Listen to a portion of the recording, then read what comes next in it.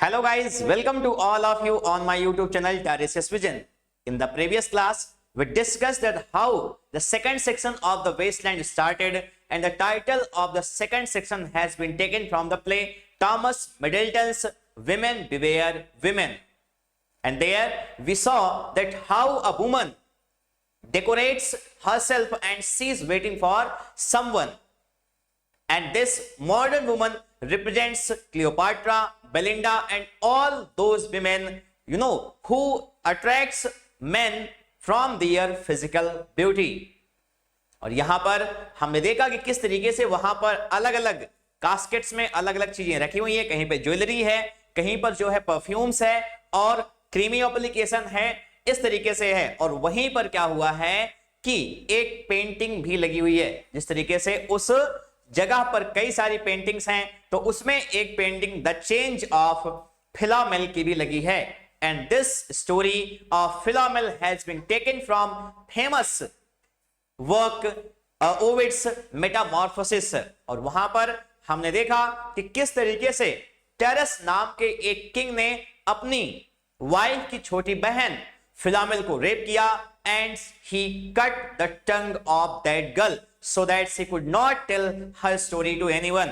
And ultimately the girl weaved this story on a tapestry and sent it to her sister. And knowing it that her husband had raped her sister, Procne killed her own son and gave to feed Teres her husband. And when Teres knew it, he started chasing those women, and ultimately God intervenes in it, and he metamorphosized Philomel into a nightingale and Procne into a sparrow. And even today, Philomel, in the form of nightingale, says her pain to us. He tries to tell all those things that happened to her. But we, the modern wastelanders, listen it as a song. This is not a song. This is a tale of suffering, that how she was raped. Zug, zug, zug. This is the song of nightingale. To dirty ears. Zug, zug, zug to dirty ears. We modern wastelanders have dirty ears because we are unable to find the real meaning of her song. She's telling her sorrows, and we listen it as a song.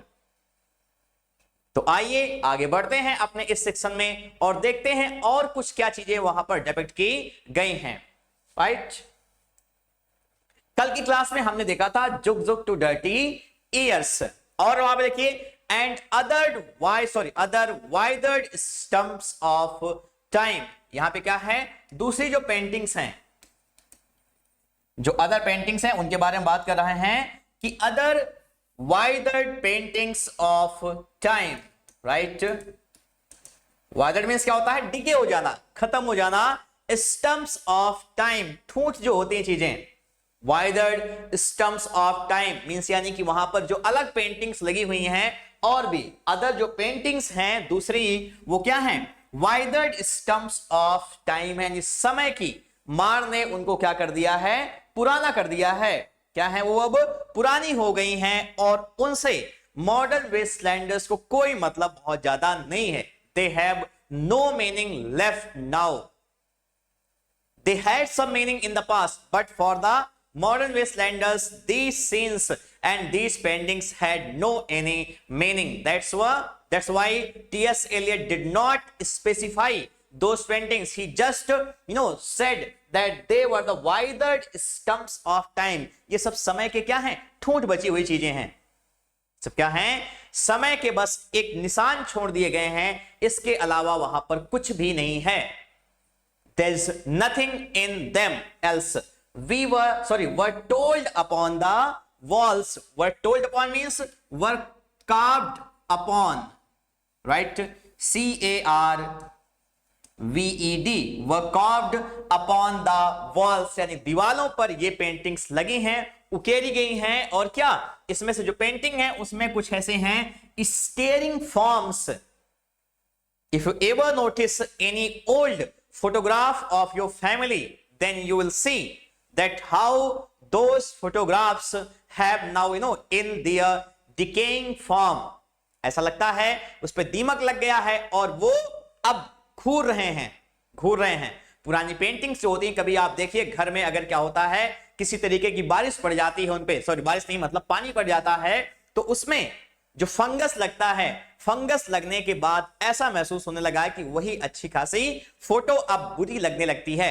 That's why Eliot has written here that they were the staring forms. Staring forms क्यों? क्योंकि ये paintings अब पुरानी हो गई हैं और इसमें जो इमेज है और उस इमेज में जो बनी हुई है पेंटिंग, वो इंसान कम घोस्ट ज्यादा लग रहे हैं अब। वह स्टेयरिंग फॉर्म्स और कैसे लीन्ड आउट। कभी आप देखिए, मुझे याद है मैं अपने गांव में रहता था जब, तो मैं एक लोगों के यहां घर पर जाता था और उनके घर पर आगे ही जो उनका कमरा था वहां पर 4-5 फोटो देवी देवताओं की लगी हुई थी। और कैसे ऐसे लगाया गया था, एक स्ट्रक्चर पहले आता था फोटो को लगाने का, फोटो ऐसे लगी होती थी, राइट। यहां से एक धागा, ठीक है, या एक रस्सी गई होती थी और वहां पर दीवार से वो आती थी और वो सीधी लगने के बजाय ऐसे लगाया जाता था उनको। एक सेम साइज में इस तरीके की फोटोज लगी हुई थी। लीन्ड आउट, इसलिए वर्ड लिखा हुआ झुकी हुई थी। वो क्या है? वो झुकी हुई हैं। इस तरीके की वो पेंटिंग्स लगी हैं। और क्या लीनिंग, और ऐसा लग रहा है कि और झुक रही हैं। लीन्ड आउट तो है ही है, लीनिंग और झुक रही हैं। Hushing the room enclosed, hushing the room enclosed and they are making the room silent, making the room silent. और इस तरीके से वो जो जगह है, क्या वो जो है जहां पर लेडी बैठी हुई है, वो कैसी लग रही है? एक भूत महल के टाइप का मैसेज दे रही है। Hushing the room silent. In this situation the atmosphere of that particular room is silent, There's total silent। और वहां पर जो पेंटिंग्स हैं ऐसा लग रहा है कि that they are giving a message of supernaturalism, कि यहां पे क्या है, सब चीजें, कैंडल लगा हुआ है, डेकोरेट कर रही महिला अपने आप को, और एक तरीके का सिंथेटिक परफ्यूम पूरे महल, सॉरी पूरे कमरे में फैला हुआ है। क्यूपिड गॉड झांक रहे हैं, देख रहे हैं कि what kind of beauty we are seeing, क्या सुंदरता है भाई हमारी। एक समय होता था, ये अप्सराएं थी, वो सुंदर थी और सही चीज, लेकिन अब इस सुंदरता के आगे तो सारी सुंदरताएं फीकी हुई हैं। लक्मे, नायका, जो भी है, नायरा, सारे ब्रांड वहां पर फैल चुके हैं। L18 और मैडम बिल्कुल एकदम से क्या हुई है, सज करके तैयार हो चुकी हैं। और क्यों तैयार हुई हैं? तैयार इसलिए हुई हैं क्योंकि अगली लाइन में आप देख सकते हैं, foot steps shuffled on the stair. Shuffle means can be heard on the stair. Footstep, जो पैरों की आवाज है, वो क्या हो गई है, वो सुनी जा सकती है ऑन द स्टेयर मीन्स सीढ़ियों पर। यानी मैसेज क्या है? someone is coming means this entire decoration of the face was for a man and she is waiting for him, and now his steps on stair can be heard. It means someone is coming there. Someone is coming there, and obviously he is the lover of that girl. Footsteps shuffled on the stair. और क्या है? Under the firelight. और इसी समय जो आग है वहां पर, under the firelight, under the brush. Brush means क्या है? comb. Under the brush, her hair is spread out in fiery points. इन्होंने क्या हुआ? इन्होंने फुटस्टेप्स को सुन लिया और इनके बालों में अनुभूति हो रही है। They are feeling the man who is about to enter in the room. और क्या हुए? उड़े वो। जैसे हम लोग मूवी देखते हैं उसमें कहते हैं वो आ गया। Yes, वो आ गया। The man, the person whom she was waiting, now he has arrived. और उसके जो बाल हैं वो उड़े एकदम से। जैसे हम फिल्मों में देखते हैं कि जैसे ही आहट होती है हीरो के आने की, नायक के आने की, नायिका के बाल एकदम से उड़ने शुरू हो जाते हैं। और क्या है यहां पे क्या हुआ, spirit out in fiery points.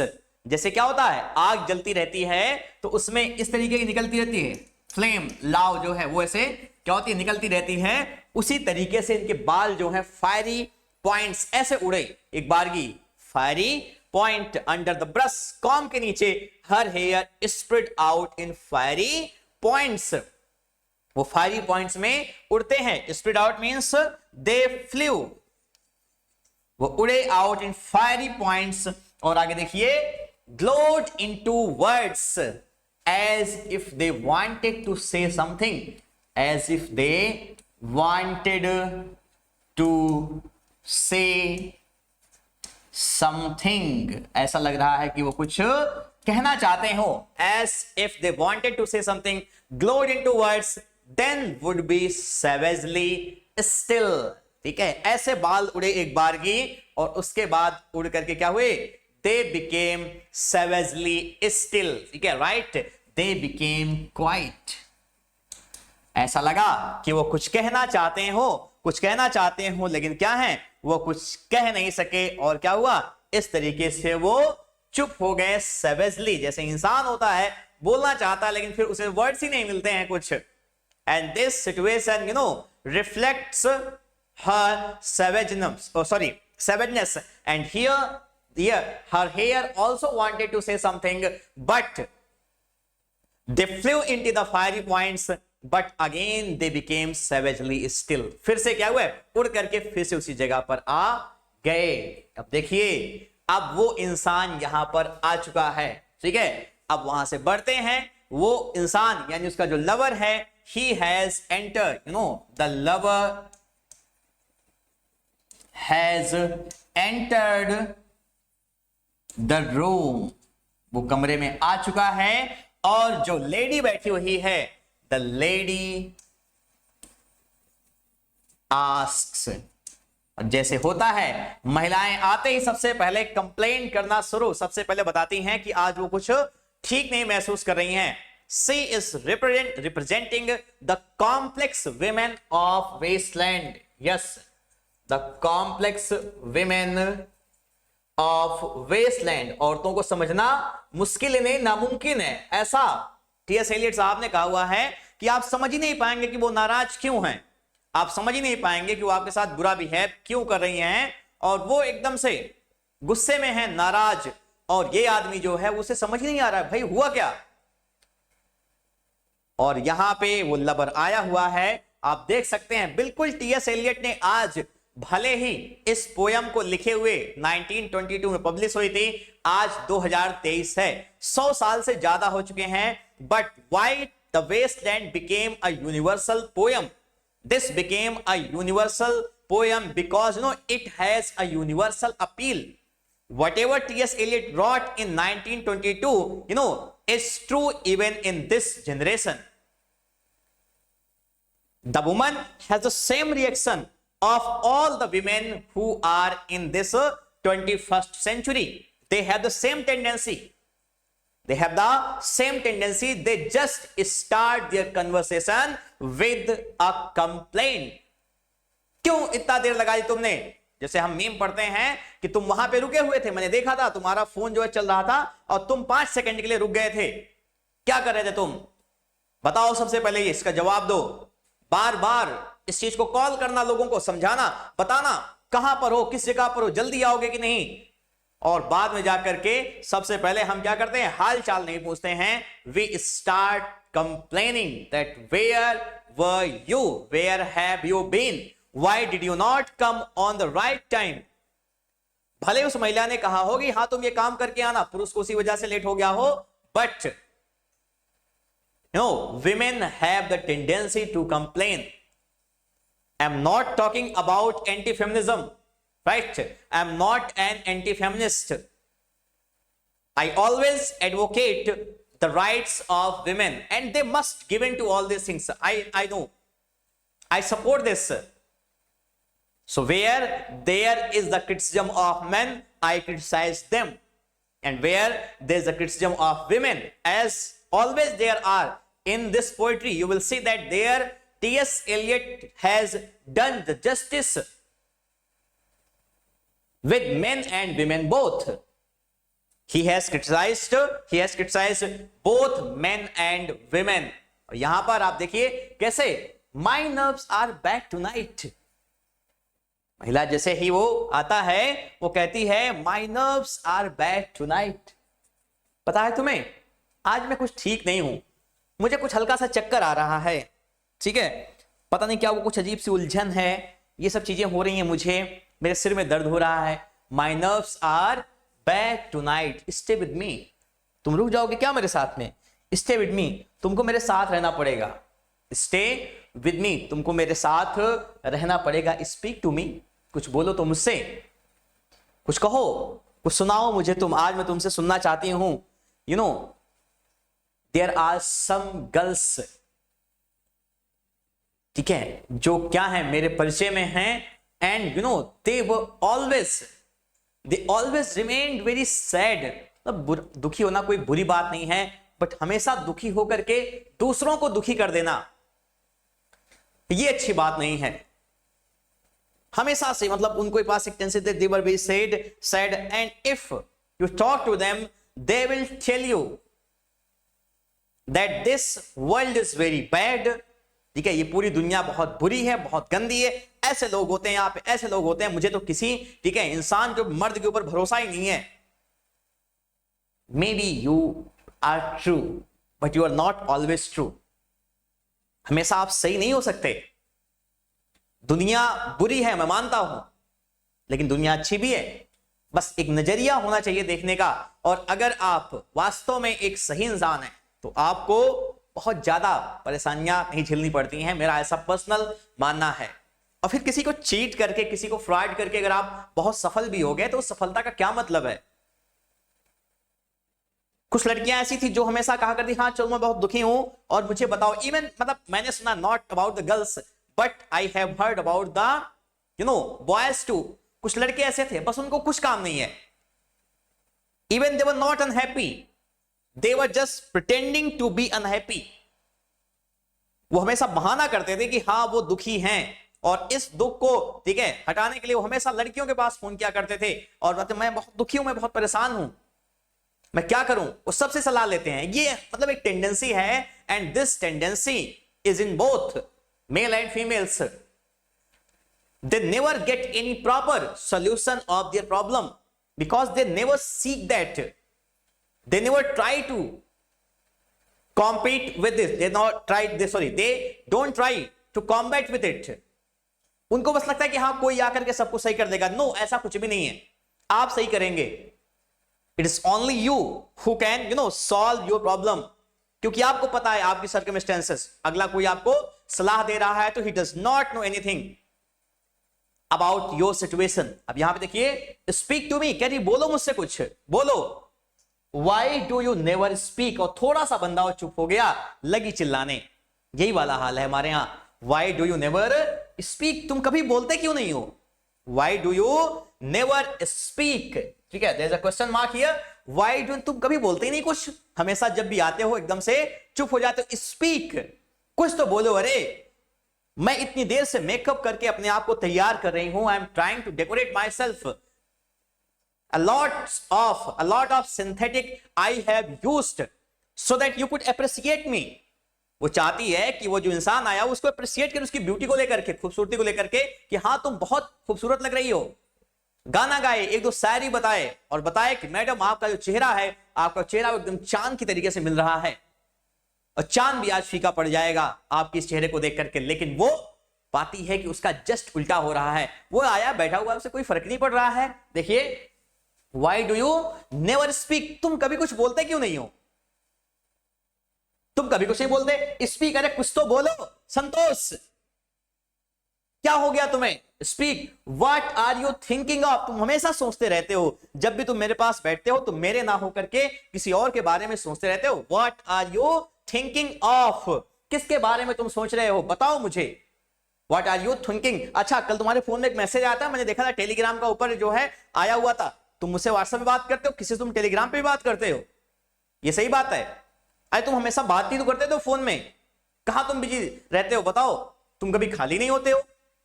Lovers complaint, क्या कर सकते हैं, सुनना ही पड़ता है, सुनाना ही पड़ता है, हम सब ऐसे ही हैं। कह रहा है, कह रही है व्हाट आर यू थिंकिंग, क्या हमेशा मतलब कभी मेरे पास आया करो तो चुपचाप तो आया करो, हमेशा तुम अपनी समस्याओं की पूरी जो है वो लेकर के आते हो और मेरे पास आकर के बैठ जाते हो। Don't you feel ashamed on yourself, तुम्हें शर्म नहीं आती अपनी इस चीज को लेकर के। What are you thinking of, what thinking, क्या सोच रहे हो बताओ, व्हाट क्या, I never know what are you thinking, ठीक है, और मुझे कभी आज तक पता ही नहीं चला, आई नेवर नो, मैं नहीं जान पाती हूं, व्हाट आर यू थिंकिंग, कि तुम सोच क्या रहे हो। And seeing it that he is unable to reply any question of her, ये देख करके कि उसे वो क्या कर रहा है, वो किसी भी उस जवाब का उत्तर नहीं दे पा रहा है। I never know what are you thinking, what you are thinking, मुझे कभी नहीं पता चल पाता कि तुम्हारे मन में आखिर चल क्या रहा है। कहती है थिंक, जाओ भाड़ में, सोचो, जो तुम्हें करना है तुम करो, सोचो। अब यहां पर जो लवर है वो रिप्लाई करता है, lover replies, right, this is E, lover replies, lover जो है वो जवाब देता है, I think we are in rats' alley, right, I think we are in rats' alley, right, कह रहा है कि मुझे क्या लग रहा है पता है, हम कहां पर हैं, we are in rats alley, right, holes, हमारी जो स्थिति है, अब कितना मॉडर्न वेस्टलैंडर्स को टीएस एलियट ने इतना बड़ा मेटाफर दिया है, such a big metaphor for the people of modern wasteland, for the wasteland, that their situation is similar to the rats who are in their holes।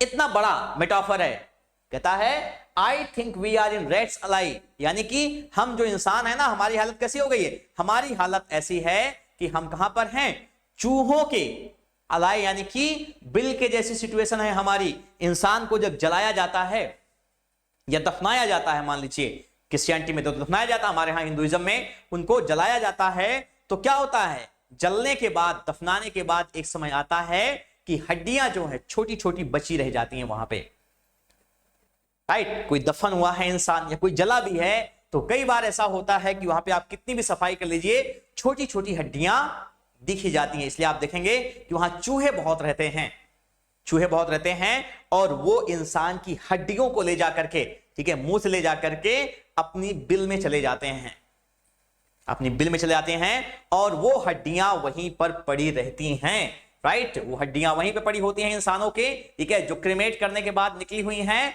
और वो उस, राइट, उस होल में, उस बिल में तब तक पड़ी हैं, इस तरीके से पड़ी हैं वो हड्डियां बेतरतीब तरीके से, जब तक कोई चूहा इन पर आता है, गुजर जाता है, गुजरेगा, बस वो हड्डियां हिल जाएंगी। यानी इंसान की स्थिति आज इतनी ज्यादा बदतर हो चुकी है, इतनी ज्यादा बुरी हो चुकी है कि वो चूहे की मांद में पड़ी हुई हड्डी, और वो भी इंसान की हड्डी, उसके बराबर है उसकी तुलना, कि हम क्या हैं, हम बिल्कुल से इतने ज्यादा अपने मूल्यों को, अपनी चीजों को खो दिए हैं, इतना ज्यादा इंसान आज बुराइयों से भर चुका है कि उसकी हालत एकदम रैट्स अलाई में पड़ी हुई हड्डी के जैसी है, बिल्कुल ऐसा ही है वो, उसे बहुत फर्क ही नहीं पड़ता, पड़ा हुआ है, he is inactive, he does not know that when he is going to die, कब वो मरने जा रहा है, कब उसकी मौत हो जाएगी, उसे कुछ भी पता नहीं है, राइट, इसलिए वो कह रहा है I think we are in rats alley where the dead man lost their bones, जहां पर क्या हुआ है, डेड मैन, यानी कि जो इंसान है, लॉस्ट देयर बोन्स, अपनी हड्डियों को खो चुके हैं। लॉस्ट देयर बोन्स का मतलब वो लॉस्ट नहीं हुआ है, बल्कि क्या हुआ है वहां पे, वो जो है क्या कर रहे हैं, वो वहां पर लॉस्ट देयर बोन्स का मतलब उनकी जो हड्डियां हैं छोटी छोटी, वो चूहों के द्वारा ले जाकर के उस एले में, यानी कि उस मांद में छोड़ दी गई हैं, where the man lost their bones, right, what is that noise, again the girl asks,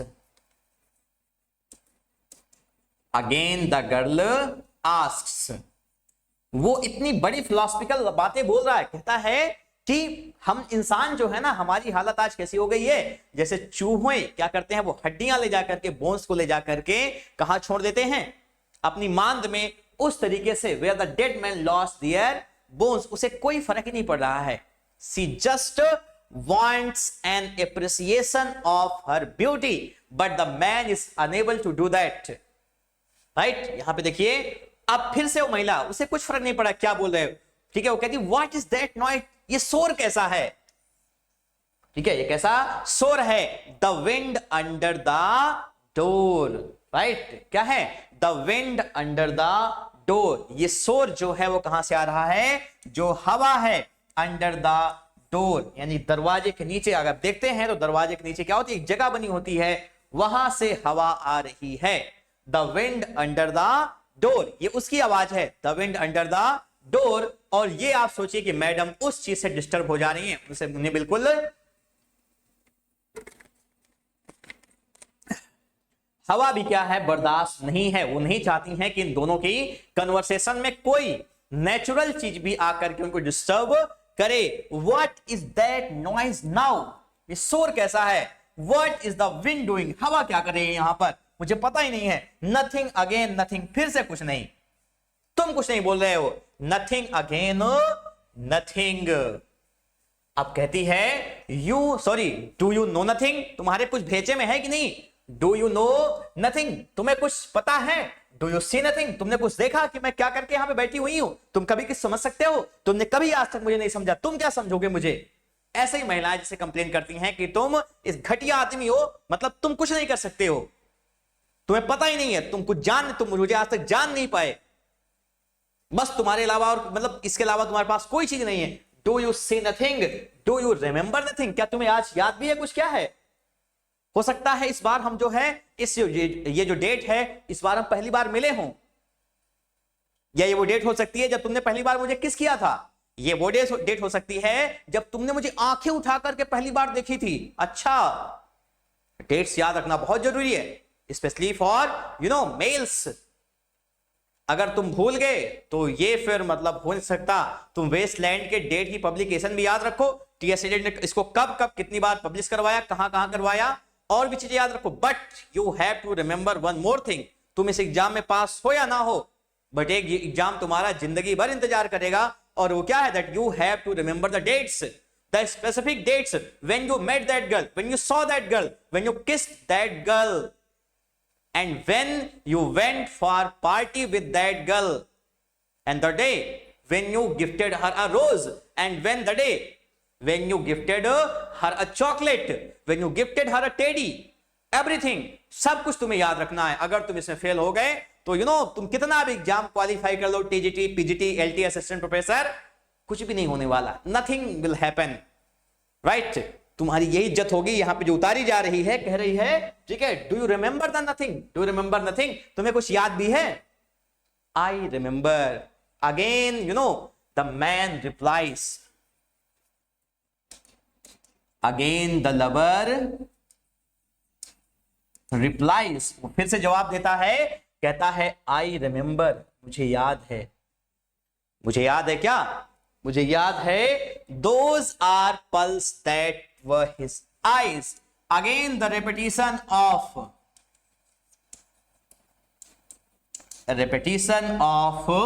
the tempest line, ठीक है, repetition of, आप कह सकते हैं line of the tempest। फिर से वही एरियल का गाना। अच्छा, पिछली बार की वीडियो में जब ये लाइन आई थी तो मैंने गलती से फर्डिनेंड को क्या किया था, बता दिया था कि प्रॉस्पेरो का बेटा, वो गलती है, ठीक है, मैं माफी चाहता हूं इसके लिए। फर्डिनेंड का फादर कौन है? अलोंसो है, राइट। फर्डिनेंड का जो फादर है वो कौन है? Alonso, king of Naples. और इनका एक शिप है, एक जहाज है, जिसको क्या किया गया है? प्रॉस्पेरो के जादू से, प्रॉस्पेरो का जादू क्या कह सकते हैं, उनका जो दास है, गुलाम है, एरियल ने वो क्या किया है, वो जहाज जो है उसको डुबोया है।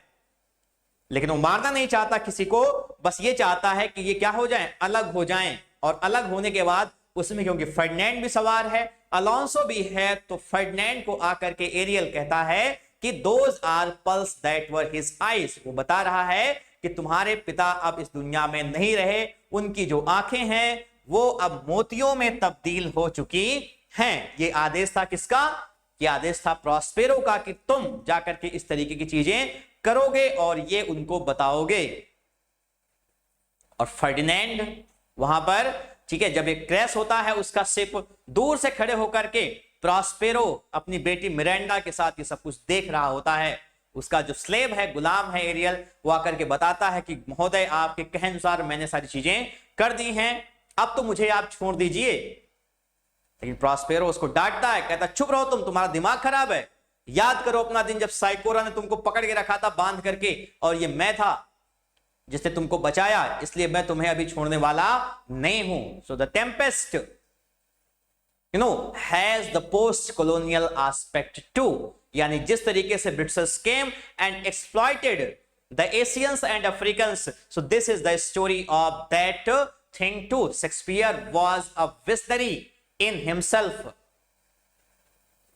He represented all those things. That's why he is a universal author. That's why he is a universal author, because the criticism that started in 19th and 20th century, he talked about all those things in that age, in that time, where he represented Prospero as a colonizer and Ariel as a colonized. And Prospero is not agreed to make Ariel free. Those are pulse that were his eyes. कह रहा I remember those are pulse that were his eyes. मुझे सिर्फ एक ही बात याद है, और क्या याद है? Those are pulse that were his eyes, means he is talking about spiritual rebirth. वो किसके बारे में बात कर रहा है? स्पिरिचुअल rebirth के बारे में। अब यहां पर उसकी बातें फिर से उस लड़की को नहीं समझ में आ रही है, और वो चिल्लाना स्टार्ट करती है। Now the girl screams, now the girl screams, कह रही are you alive or not, जिंदा हो कि मर गए तुम? ठीक है, जिंदा हो तुम कि मर गए? तुम होश में तो हो। Are you alive or not? Is there nothing in your head?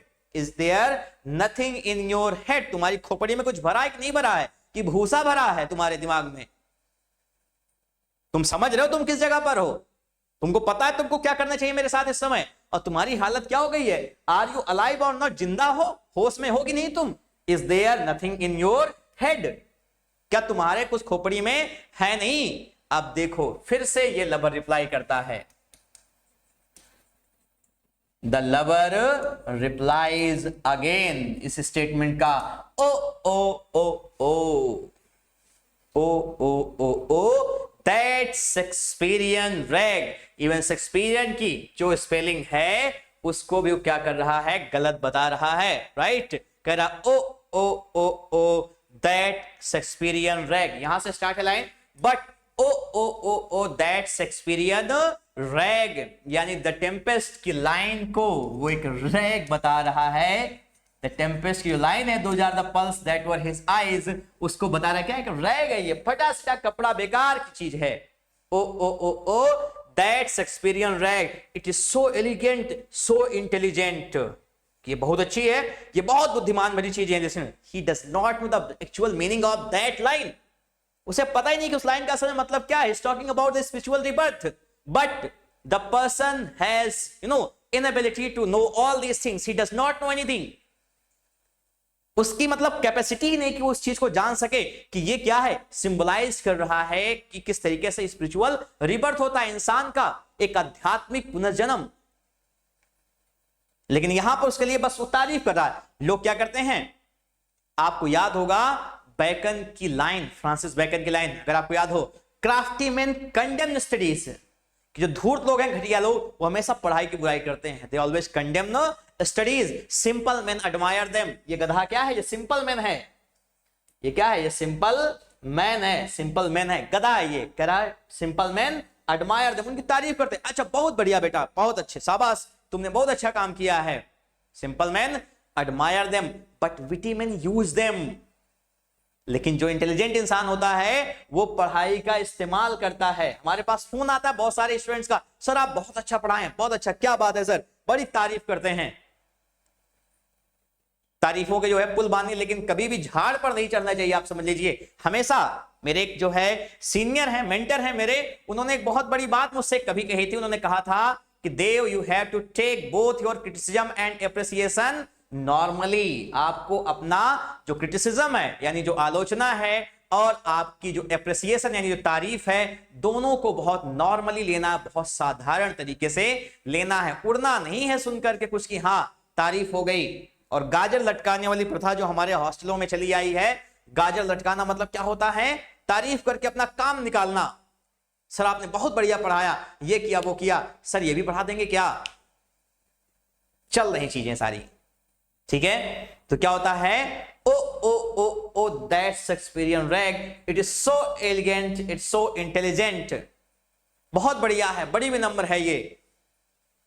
मेरे एक स्टूडेंट ने मुझे फोन किया, उन्होंने कहा कि सर आप वीडियो बहुत अच्छा पढ़ाए हुए हैं, बहुत बढ़िया चल रहा है हिस्ट्री और मतलब आप आगे वेस्टलैंड शुरू करेंगे, बहुत हिस्ट्री आपने इतनी बढ़िया पढ़ाई हुई है, कुछ कहा नहीं जा सकता। और फिर उन्होंने फोन रखते रखते पूछा, सर अच्छा इस चैनल का नाम टारेसियस विजन क्यों है? हमने कहा अच्छा, means you do not know why this channel is named as Taresius Vision and you are appreciating the teaching of this class. How is this possible? If you had seen those videos, then you would have the knowledge of it, that why this channel is a Taresius Vision. क्यों भाई? हाँ, इतना क्या है, समझ रहे ना? तो ये चीजें हैं। कह रहा है it is so elegant, so intelligent. अब कह रही है फिर से इनकी बातों को सुन करके लड़की फिर से, जो गर्ल है लड़की, वो फिर से रिप्लाई करती है।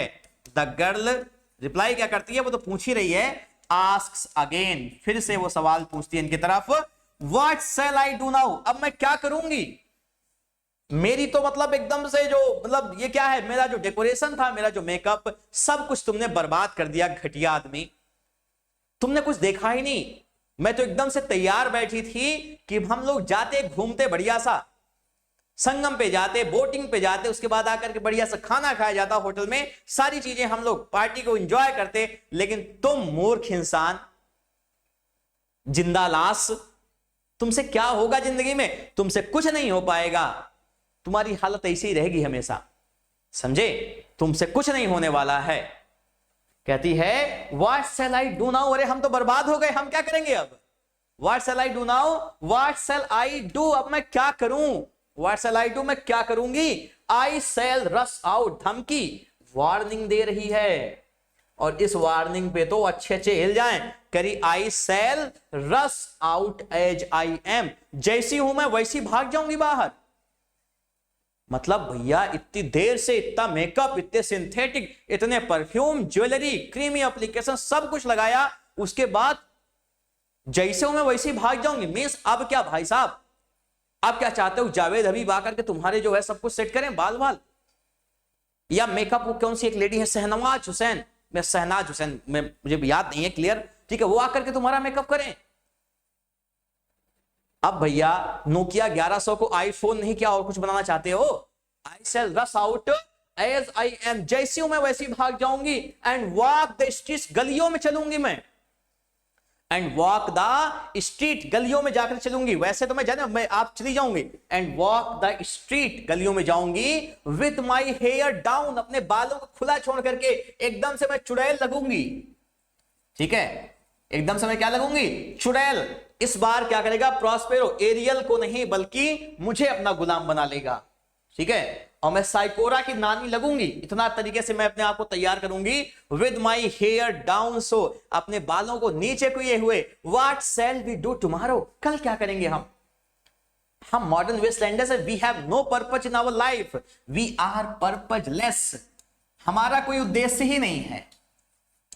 हमारी जिंदगी का सिर्फ एक उद्देश्य है कि हमारा कोई उद्देश्य नहीं है, समझे? मुझ पर एक एहसान करना कि मुझ पर कोई एहसान ना करना, यही वाली हालत है। What shall we do tomorrow, what shall we ever do, पूरी लाइफ में हम क्या करेंगे, पूरी जिंदगी में हम क्या करेंगे? What shall we do tomorrow, what shall we ever do, हम हमेशा क्या करेंगे? फिर खुद ही जवाब देती है मैं क्या करूंगी? द हॉट वाटर एट 10, 10 बजे बढ़िया गरम गरम पानी से स्नान करूंगी, समझे। गीजर ऑन कर दिया है, गैस वाला गीजर है, इलेक्ट्रिक वाला भी लगवा लिया है। द हॉट वाटर एट 10, समझे, ठंडे ठंडे पानी से नहाना चाहिए, गाना आए या ना आए गाना चाहिए, इनको कोई फर्क नहीं पड़ा, ये बढ़िया गर्म पानी से नहाएंगी। द हॉट वाटर एट 10, 10 बजे गर्म पानी से नहाऊंगी। एंड इफ इट रेन्स, अगर बारिश हो गई गुरु ना एकदम से, गाना गाऊंगी, कौन सा, वही शादी में जरूर आना वाला जो है, कौन सा, मैं हूं साथ तेरे, समझ रहे ना, उसमें जो सीन है आपने देखा होगा, क्या होता है, उसको उठा लेता है हीरो को और हीरो कुल्ला हीरोइन के ऊपर ही कर देता है। हमारा जो हीरो है राजकुमार राव और हीरोइन जो है कृति खरबंदा, उसकी यही हालत है। वो क्या कर रही है, मतलब आप समझ सकते हैं, उसी के ऊपर पूरा निकाल दिया पानी। ऐसा सीन बनाएंगे, समझे, मंदिर वहीं बनाएंगे, मंदिर वहीं बनाएंगे, हालांकि ये बात यहीं पर रखते हैं। एंड इफ इट रेन्स, और अगर बारिश हुई, अ क्लोज्ड कार एट 4, 4 बजे बंद गाड़ी निकालेंगे, बुलेरो नहीं, यहां से हम नहीं जा पाएंगे भाई, बुलेरो थोड़ी जाएगी, हम बढ़िया गाड़ी लेंगे, एक कार। और अगर तुम्हारे पास गुरु वो कार नहीं है ना, तो मैं अपने दूसरे बॉयफ्रेंड के पास फोन करूंगी, समझ रहे हो ना, नई नई नोवा क्रिस्टा लिया है वो तो तैयार है, बताएगा, अभी एक कहानी आगे आने वाली है, उसमें आप देखेंगे यही सब चीजें हैं कि अगर तुम नहीं कर पाओगी तो दूसरे सब तैयार हैं यहां पे करने के लिए, ठीक है। अ क्लोज्ड कार एट 4, 4 बजे हम बंद गाड़ी से जाएंगे वॉक करने, टहलने, ठीक है, वॉक नहीं करेंगे, टहलने जाएंगे, घूमेंगे, एंजॉय करेंगे। बारिश हो रही है, पूरी दुनिया गधों की तरीके से भीग रही है और मैं अंदर आराम से बैठी हुई हूं, देख करके कितनी लोग मूर्ख हैं, कितने गरीब हैं, देखो ये, हाउ पुअर, कितनी बुरी बात है। दुनिया ऐसी क्यों नहीं सबके पास कार हो, अरे सबकी नहीं हो सकती है मैडम, आप जैसे लोगों की हो सकती है। आपके हाथों में कुत्ते बैठ सकते हैं बढ़िया, वो एकदम से शौक की तरीके से बेलिंडा क्लीन, हम पुरुषों की इज्जत कहां इतनी है। कह रही है अ क्लोज्ड कार एट 4, 4 बजे हम कहां पर क्या करेंगे, हम कार से जाएंगे। And we shall play a game of chess, now see the title, and we shall play a game of chess, chess का गेम खेलेंगे, समझे। असली इरादा तो ये है गुरु, गेम नहीं खेलेंगे, असली गेम खेलेंगे अंदर वाला, shall a play a game of chess, और हम गेम ऑफ चेस खेलेंगे, जो टाइटल है। प्रेसिंग लिडलेस आईज, और क्या करेंगे, pressing lidless eyes, lidless means open eyes, आंखें खुली रखेंगे। एंड वेटिंग, इंतजार करेंगे, for a knock upon the door, खट, और ये सिग्नल होगा कि मैडम कोई आ चुका है। And you will have to stop your sexual activity, become alert, be alert, सावधान हो जाइए, चौकन्ना हो जाइए। इन मैडम का असली इंटेंशन ये था, लेकिन वो जो गधा है वो इनको बताया जा रहा है वे सॉरी टेम्पेस्ट की line, O O O O that Shakespearean rag, ठीक है, सो एलिगेंट, सो ये, तो उसको ये चाहिए ही नहीं। Her real intention is this, she wants to play a game of chess, and if she gets the opportunity then ludo too, ludo भी खेलना उसे। और यहां पर वो गधा है, उसे कुछ पता ही नहीं है, उसे कुछ करना ही नहीं है, right. Pressing lidless eyes and waiting for a knock upon the door, इंतजार करेंगे कहां पर, एक नॉक का, कि दस्तक हो दरवाजे पर, खट। तब टॉमस मिडल्टन का प्ले विमेन बिवेयर, विमेन वाली फिर से हालत यहां पर हो जाएगी, for a knock upon the door, right. अब यहां से सीन क्या हो रहा है, वो चेंज हो रहा है, ठीक है, यहां से चेंज हो रहा है। और किसकी बात हो रही है, लिल और उसके हस्बैंड अल्बर्ट की। अल्बर्ट अब सेना में थे, पहले अल्बर्ट क्या थे, वो सेना में थे, और अब वो रिटायर हो चुके हैं, रिटायर हो चुके हैं। तो अब उन्होंने जितना समय सेना में दिया है, वो चाहते हैं कि अब वो क्या करें, वो सारा समय अपनी पत्नी को दें, लेकिन उस पत्नी के साथ स्पिरिचुअल, या आप कह सकते हैं इमोशनल रिलेशनशिप के लिए नहीं, भावनात्मक संबंधों के लिए नहीं, बट फॉर फिजिकल रिलेशनशिप, शारीरिक संबंधों को लेकर के। और लिल की हालत ऐसी हो गई है कि वो बच्चा पैदा कर करके, पिल्स ले ले करके उसकी बॉडी एकदम से टूट चुकी है। But Albert has only one intention, कि वो क्या है, उसको, ठीक है, he needs to be physically satisfied. और यहां पर आपको फेमिनिज्म का एक अलग कॉन्सेप्ट देखने के लिए मिलेगा। नारीवाद की जो बातें करते हैं हम, कि महिलाएं किस तरीके से, औरतें किस तरीके से खुद औरतों के राइट्स को हटाती हैं, उनको वो गलत सलाह देती हैं, ये सारी चीजें यहां आपको देखने के लिए मिलेंगी। आपको लिल की एक सहेली मिलेगी, लिल की एक फ्रेंड है, और उसको समझा रही कि तुम अपनी शक्ल देख रही हो, इस शकल पे तुम चाहती हो तुम्हारा हस्बैंड तुमसे प्यार करे? कभी प्यार नहीं करेगा तुमसे वो। और अगर तुम नहीं करोगी उसको, अगर तुम अच्छे से उसके सामने नहीं जाओगी, तो और भी लोग हैं जो इस काम को करने के लिए तैयार हैं। समझे? ये तो एडवाइस दिए जा रही है यहां पर, लेकिन इस चीज को हम कल पढ़ेंगे। समझे? अभी टाइम हो गया है काफी, क्योंकि यहां पे आपका ठीक है सीन भी चेंज हो रहा है, इसलिए आगे की जो चीजें हैं हम उसको अपनी अगली क्लास में पढ़ाएंगे। Thank you so much for watching. ये वीडियो कैसी लगी आप लोग अपने लाइक और कमेंट के जरिए जरूर बताइएगा। Have a good day.